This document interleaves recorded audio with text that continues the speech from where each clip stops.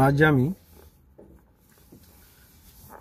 বাংলাদেশের কিছু আইনি সংস্কার, সাংবিধানিক সংস্কার, প্রাতিষ্ঠানিক সংস্কার এবং কিছু নতুন প্রতিষ্ঠান গঠন নিয়ে আলোচনা করব। ডক্টর ইউনূসের সরকারকে এই মহা সুযোগ হাতছাড়া করলে জাতি কোনোদিনও ক্ষমা করবে না।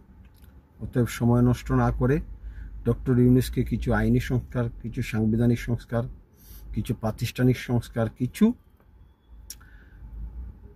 নতুন প্রতিষ্ঠান গড়তে হবে স্বচ্ছতা ও জবাবদিহিতা নিশ্চিত করার জন্য।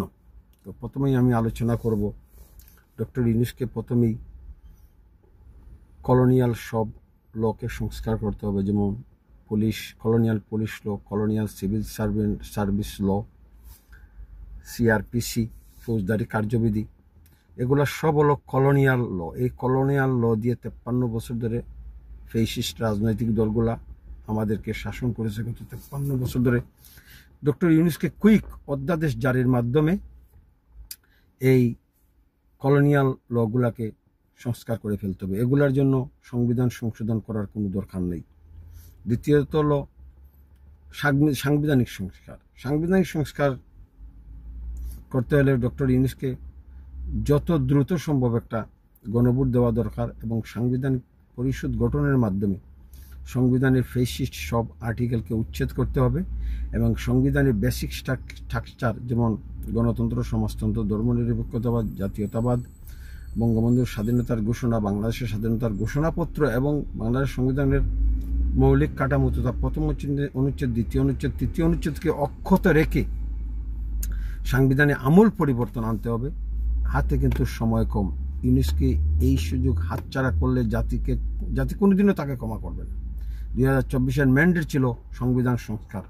তো ডক্টর ইউনূসকে সংবিধান কুইক সংস্কার করতে হবে। সংবিধান সংস্কারের মাধ্যমে ডাইরেক্ট প্রেসিডেন্সিয়াল ইলেকশনের ব্যবস্থা করতে হবে। জনগণ সরাসরি প্রেসিডেন্সিয়াল ইলেকশনে ভোট দেবে। আমাদের প্রেসিডেন্সিয়াল পদ্ধতির গভর্নমেন্ট দরকার। কেউ রাজনৈতিক পার্টি থেকে প্রেসিডেন্ট পদপ্রার্থী হবেন, কেউ ইচ্ছা করলে ইন্ডিপেন্ডেন্টভাবে প্রেসিডেন্ট পদপ্রার্থী হতে পারবেন। এই ধরনের একটা সিস্টেম দরকার। ইন্ডিপেন্ডেন্ট প্রেসিডেন্ট প্রার্থী হলে নতুন নেতৃত্ব সৃষ্টি হতে পারবে। দ্বিতীয়ত হলো সাংবিধানিক